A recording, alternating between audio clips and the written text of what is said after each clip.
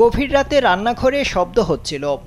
শব্দ শুনে পরিবারের সদস্যরা রান্নাঘরে যান, কিন্তু রান্নাঘরের দরজা খুলেই আটকে ওঠেন তারা।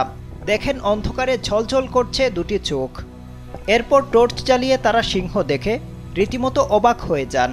ভয়ে চিৎকার করে সঙ্গে সঙ্গে রান্নাঘর থেকে বেরিয়ে আসেন। তবে সিংহটিকে শান্তভাবে দেয়ালের ওপর বসে থাকতে দেখা যায়। ভারতীয় সংবাদ মাধ্যম হিন্দুস্তান টাইমস জানিয়েছে, মঙ্গলবার রাতে ভারতের গুজরাটের আমরেলির কুবায়া গ্রামে এই ঘটনা ঘটেছে। ইতিমধ্যে এই ভিডিও সামাজিক যোগাযোগ মাধ্যমে ভাইরাল হয়েছে। বিশেষজ্ঞদের মতে সিংহটি কাছের কোনো জঙ্গলে ছিল। সম্ভবত সেখান থেকেই পথ হারিয়ে লোকালয়ে ঢুকে পড়েছে সে। ভিডিও দেখে অনেকে উদ্বেগ প্রকাশ করেছেন। স্যান্ডেলিনা সো, রূপচর্চায় আভিজাত্য। ভয় পেয়েছেন বলেও জানিয়েছেন নেটিজেনরা।